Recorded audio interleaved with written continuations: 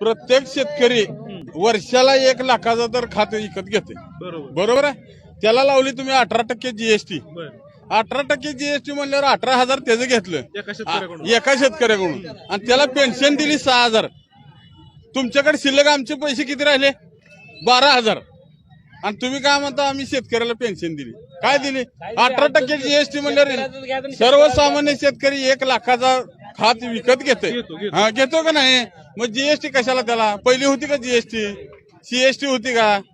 काँग्रेसच्या काळात कधी होती का? शिवसेनेच्या काळात कधी होती का? ही बीजेपी आल्यावर का बरं लागलं असलं सगळं?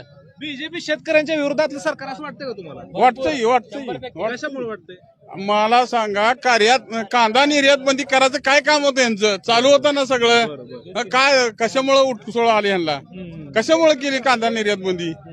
शेतकऱ्याचं नुकसान केलं का चांगलं केलं? मालाला भाव येते त्याची निर्यात बंदी लगेच. मग काय उपयोग आहे त्या सरकारचं घेऊन? शेतकऱ्याची मातीच करावं लागली त्यांना. त्यामुळे परत काँग्रेसकडे दुधाला भाव नाही. गाईच्या दुधा काँग्रेस